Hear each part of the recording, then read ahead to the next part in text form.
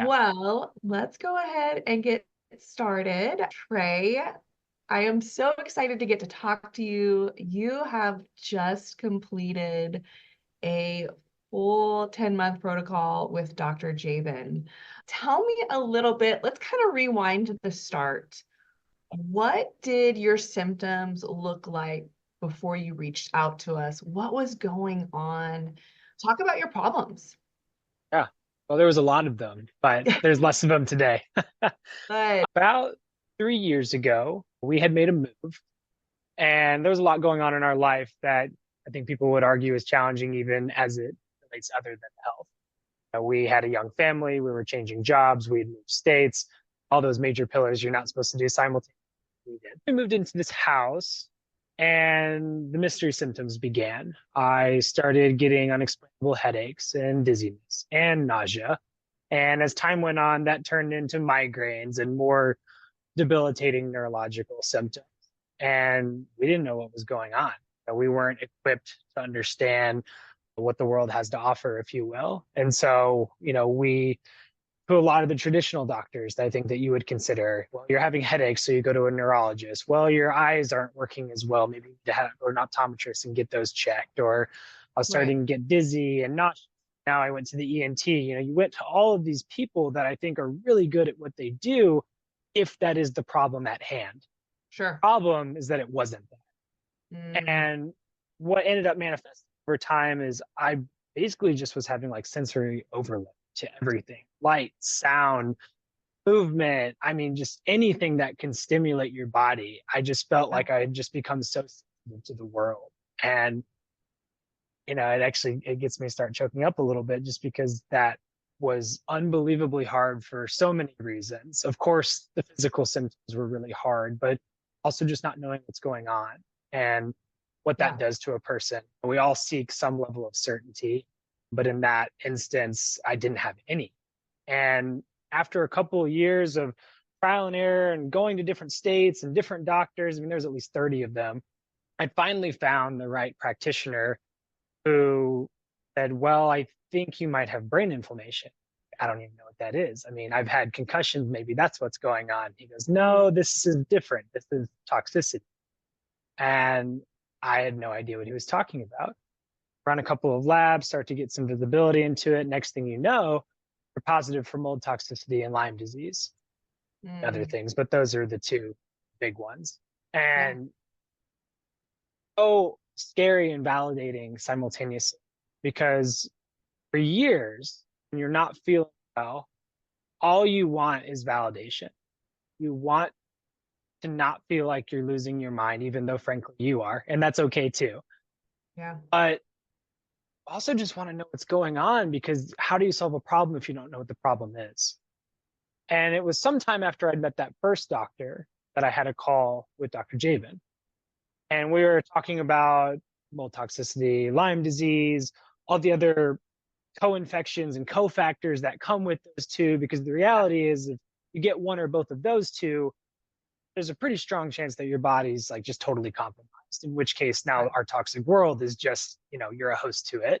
yeah, And Jabin was the first that I had met really understood that full picture, interrelated parts, and how it's not just multifactorial, but also there's a sequencing rather, that you need to go through to be successful. Best way I can describe it is, you get a Lyme diagnosis, so maybe you just start going after Lyme disease. It's like, well, if there's other barriers that's almost insulating that Lyme disease, you can't really even get to it yet. So right, there's an order of operations, if you will. yeah, And I felt like his framework and some of the resources that he leans on really understand. And it's hard to describe in the rear view, because it's only been a year since I've been working with this clinic, how my life started to turn around without recognizing it. We had mm, started with, for those that are familiar with the protocols, like everyone says, you start with drainage and energy. You got to be able yeah, to pull things out of your body faster, and you got to have enough energy so that you can pull these things out of you, right, both of which are generally compromised when you're really, really sick. yeah, And so I just started going through his protocols, and it wasn't a very methodical manner, even though I didn't understand it at the time. But in the rear view is exactly how it needed to be. And a year later, I not only feel useful again, but I actually feel quite productive. And it's just a blessing. There's no other way to put it. I mean, for context, I'm telling the audience here, like, oh yeah, I was sensitive to all these things. I was scared. I didn't know what was going on. I felt like I was doubting myself, but I was frankly broken. I mean, I couldn't work. I couldn't be a dad. I couldn't be a husband. I barely could be a friend because anytime I had a conversation with people, it was about me, not them. It was just all of the pillars that you love in your life gone. Right. And it was depressing, anxious. It was scary. I mean, you don't know where it ends when you start, entering that rabbit hole. But I think the biggest takeaway that I could give people, one, is you cannot give up because it's not over until you give up. Mm, And you do need to lean on whatever support group you have, whether it be family, friends, or even your providers. They're on your side too.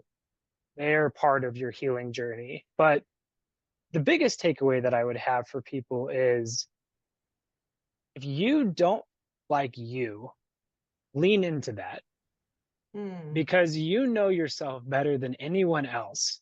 And I will tell you, I am around the age of 30. For the first 30 years of my life, I never had issues with technology, screens, activity, anything like that. I mean, I played computer games till the sun came up. All of a sudden, I can't look at a screen for 15 minutes without getting a migraine. Like that just doesn't add up. right. And so what I would tell people is that if something is materially changing in your life and you don't feel good, I think that's actually your body trying to tell you something's wrong. And what a gift that is, Mm, because without that cue, I don't even think you would have that impulse to search for what do I do? What's going on with me? right. Yeah, and lean into that because your health and your well-being, it's everything, you know? It And is. and your health is worth it. Yeah. Your Um, your your health is worth it. And you hear people say like don't take things for granted in your life, but I can't emphasize enough how imperative it is to have good health and mm, health that you are proud of. Because when that yeah. health is compromised, your whole world begins to crumble. I mean, I gave my examples. I'm a dad, I'm an employee, I'm a husband, I'm a friend. I didn't feel like I was any of them. I was Mm, really, really sick. yeah. And it's no one's fault and things happen, but that doesn't excuse you from doing what you need to do to get out of it. And finding a place like Jabin's practice, there is no other way to put it. It saved my life. I mean, I was headed to a really bad place. I was in a bad, but there are really good doctors out there, and we're lucky to live in the age that we do, where this kind of information is becoming more and more common knowledge. I feel for the people that it's not like Lyme disease and mold toxicity is a new phenomenon. It's been around for a very long time. I feel for those people who dealt with these kind of things, or there was things we actually knew we could do about it and actually get to those root causes. Right. Right. Yeah. Well, Trey, how are you feeling now? Like, have your symptoms improved? Give us an update. Yeah, I mean, if I had my backpack closer, I would pull out my fancy computer glasses that were like quadruple blue light protection. I don't even know Yeah. what color they were because but I would have to wear these things wherever I went because I was just so sensitive to the world. And now I can work on a computer all day long. Now I have the energy to play with my boys. Now I feel like I have compassion for my friends and family and my wife and all the people that I love in my life. And all of that abundance gives you a second chance. And I think the real beauty of it all is do get a second of your life the way that you want to. Mhm. And makes you start to really ponder if spring sometimes can be for good reasons we don't yet know about. You and Mhm. I have shared conversations how, of course, you hear the saying, what doesn't kill you makes you stronger. But I would take it to another level and say, what doesn't kill you helps you understand who you are and who you Mm. are. And I feel like I don't live the same way as I did when I was really sick, for obvious reasons from a health standpoint, but also just what my priorities are now and how I want to spend that time. Because Sure. when you're in that place of suffering, you're very calculated on how you use your time because you don't have much and you don't have much bandwidth. Then Right. you start to come out of it and feel better. And now you just get to do the things that you identify that you really love even more. And, what a gift that is. I'm Trey, just oh, really go ahead. thankful. I was just gonna say I just feel blessed, frankly, because I was at that rock bottom. And for people that are listening now, I would tell them I understand going through. It may be different circumstances, but I do relate to the pain and the amount of scared, if you will, that you feeling, to say that there are frameworks today that can get you out of really tough places. And I emphasize it again, if you don't feel right and it feels different, maybe it's always been this way. But if it feels different than it did before, Yeah. body is trying to do something. Yeah. Yeah. And Trey, I want to commend you because I did meet you at rock bottom. Yeah. That's where I met you. And I just want to let you know that your transformation over the course of the time that you were working with Dr. Jaban, it was like a night and day difference just in your personality, your mood. I mean, I can see you're a different man. You're a different man is sitting in front of me today, and it is so inspiring. Tell us what was your favorite part about working with Dr. Jabin and the clinic? Like any fun stuff? um, yeah, I mean, I'm a huge nerd. I like information, and there is unlimited information if you ask questions. I think Dr. Jabin would say that he got quite fed up with some of those questions, but just No. felt invaluable having that knowledge base available. And it is a team effort, just like in my profession, it is. It's so cohesive. There is a useful framework, and you have someone who can be a true specialist in each of those capacities. And think about the work that you and I had done together, and you want me to share a story, I will share one. Day one, starting a protocol with Jabin, he says, hey, we really need to get your nervous system online, because he had a device. It's just through neural feedback, for those that are familiar, that can somewhat quantify the state of your nervous system. And he said, I'm not going to show you the results, but it's not great. And I'm like, all right, man. Yeah, I'm stressed. Like, I get it. Like, I haven't known what the heck is wrong for a while. He's like, no, you need to work on it. And I was puzzled by it, because all of this time, I mean, I come from functional medicine. I was raised that way. I just equated healing to figuring out what the root causes are. And then, of course, taking the right supplement stack, and then boom, your life will recover and you'll move forward. Yeah. But interestingly enough, other barrier, and it's you. And I don't mean that in a harmful manner. I mean that in a way that is really speaking to this whole nervous system regulation side of the coin. My understanding, if I can try to summarize the framework with redefining wellness, is you have to have a safe environment. You have to know what's wrong. You have to have a protocol to address what's wrong, but you also have to feel okay along the way. And when you are chronically ill, you are scared, you don't feel good, and you don't understand what's going on, you don't feel okay. Right. You might tell yourself you're fine because you've got a job, you've got a marriage, you've got kids, you've got responsibilities.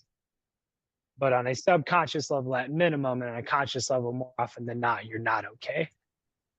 And I traditionally have leaned into that framework as, well, you just need to go to therapy and do those things, which are great, by the way. Yeah. But I never associated a dysregulated nervous system as a root cause issue as well. I Mm. always said it is pathogens and toxicities that are making me this way. Right. Jaban one day told me, Trey, you always want the details, but let me give you something that is very high level.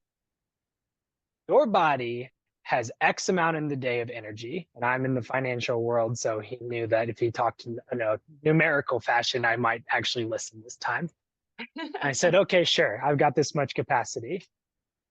If you devote all of that energy, form of defense and survival, and trying to figure out what's wrong with you have no energy left to heal. Mm, And I heard him say that, and I think it was the first time it really dawned on me that your nervous system is a piece of the puzzle. And I found pretty quickly, actually, within a month, probably less, that I started feeling better rapidly. Started leaning into some of the techniques that can be taught through redefining wellness, other nervous system work. And the biggest piece of advice I'd like to give the audience is be less like me and surrender to that nervous system work earlier on. Because as good as I feel today, I've only been doing a dedicated nervous system practice, if you will, for 2 months now. I mm, can't imagine where I would be at today if I had started 10 months before that when I first came in. I mean, I just want to pay respect to the hardship that chronic illness is. Those that are listening, it is relentless and it is frankly miserable. And on some level, that taps into your subconscious, whether you recognize it or not. yeah. And you have to meet that pain where it's at, basically tell it that it's no longer in charge. Right. And the real gift of a lot of this nervous system is that we do have that capacity. We all have a frontal lobe. And if you really want to, because apparently I just needed all the proof to actually implement things, if you really look into the anatomy or whatever word it may be, the part of you that's really scared and reacts to the world comes online before your frontal lobe does. So the only way you can reverse engineer that, actively engage your frontal lobe, practice to calm yourself, to teach yourself to be okay. I mean, you and I have talked about so many examples of where I actually would catch myself saying, I must be, in a not safe place, or I must not be feeling well, or this must be happening. And challenging that framework while it's happening and seeing symptoms start to diminish was jaw dropping, frankly, Yeah. because you are always trying to figure out, am I safe? Am I not safe? And if I'm not safe, why am I not safe? Am I not safe because there's something going on? Am I not safe because I don't feel safe? Both matter, both are relevant, but very, very difficult to decide which one is it. Right. But it's funny, I got to a place where I actually started to adopt that maybe it was just me challenging the system out of curiosity, but I stopped accepting the notion that something was wrong in my external environment. And I Right. just said, by default, unless I see otherwise, this is a nervous system. Right. Yeah. And Instead then, of searching for all the problems, yeah, you because that just was so much allow. easier. Yeah, I mean, Right. it's a conversation for a much longer conversation for another time about the whole ego. But we all, by default, I think, want to look outward as opposed to inward as to what's causing this chaos. Yes. But I can tell you, as someone, easiest example is, of course, with mold toxicity, I was very scared of those kind of environments. But you go into a space, you don't feel good because you either consciously or subconsciously have already decided that it's not a safe place. Mm-hmm. Then you make yourself sit there and tell yourself that it's okay because either one, it's not there, or two, it is there and it doesn't matter. And what I found is that my symptoms would either go to zero, at least diminish to a point where it wasn't in the way anymore and I could just live my life. It's, I don't know, it's just amazing. There's no way, frankly, that I think I would have figured out these pieces without the help of reading. It's just too complicated. It's multifaceted. And I'm just lucky to have found a group of people that are on the same side of the table as you when it comes to your healing journey. That's awesome, Trey. Thank you for sharing that. One last question. What, if you could go back to the very beginning and the start of your journey with Yeah. Dr. Jaban, knowing everything that you know now and knowing all the stuff that you have overcome, Yes. what advice would you tell yourself? So, in a way, what would you tell someone who's on the fence about should I see Dr. Jaban? Should I take a chance on my health? Is it worth it? What would you Yeah. say? Well, the last question is the easiest. It's always worth it. Your health is worth it. You are worth it. And you deserve to feel well. Yeah. Building on that, I think when you figure out your root causes, you actually find that you can feel very good and arguably better than you even are benchmarking yourself to when you weren't sick, if you will. There's a bit of Mhm. an irony in that. I almost feel like I was walking around somewhat sick for years, and I finally just met the straw that broke the camel's back. Right. That's, when all of a sudden the body just collapses and all of a sudden now you're just chronically sick. The biggest piece of the biggest advice I would give is leaning into that nervous system. And it's not just because it fast tracked recovery and made me feel better, but it's the shift in how I think that I value the most now. You have Mm. to understand, when I was at my rock bottom, I had read literally every website and every Reddit forum and every review on supplement stacks and everything possible to triple vet, is this protocol going to help me or not? Mm. And while surrendering is very difficult, and I'm definitely not going to say that I have mastered it because I have not, It's hard. it's the best piece of advice that I could give someone. Because if you start with the framework of nervous system regulation, your body will respond so much better to these treatments, and it will actually start to seek out how you feel better. And I wish over and over again that I had leaned into that sooner, because I was convinced that that wasn't part of the negotiation. It was just Mhm. identify your root causes and then move on with the protocol and then be gone. But as you and I have shared already, if you can switch the framework and say that your nervous system is one of the root causes, now you have a motivator. Now you have something that inspires you to actually put that work in. I mean, I can't tell you how much nervous system regulation has helped me, my health, in my relationships, my relationship with myself, how I look at the world. I just smile more. I mean, the other day I was driving home, cars coming the opposite direction. I see a dog hanging out the window. Of course, he's got his tongue out because he's just wailing in the wind. And I just started cracking up. And I haven't done that in years. Like, I just think I appreciate the good that was always in more. I'm fine looking for it, as opposed to looking for all of the things that aren't going well because I'm so Mm. defensive and scared. Mm. Wow. Yeah. Yeah. And real quick, when you say nervous system work, like give us examples. You'll have to check out the best teachers, because I am not it. I'm just a practitioner. There's a couple of good ones out there. Redefining Wellness most often recommends Primal Trust. There's also the Gupta program. There's also, I think it's DNRS. And then there's also a couple other than that, but those are the three that I'm most familiar with. And while they all attack it differently, they're all focused on the same thing, and that is inherent safety. And that, and calming your body through various vagal toning exercises and functional neurology movements and inner parts work and many other terms that I can use that are all getting at the same theme, which is, how do you teach your body to be safe, feel okay, because it's been in distress, it's been scared, and it's been hurt for so long that it doesn't know. Yeah. And simply put, life is a game of habits. And I think when people get really sick or they go through a trauma or whatever it may be, whether they wanted to or not, they started developing a habit that was overprotective.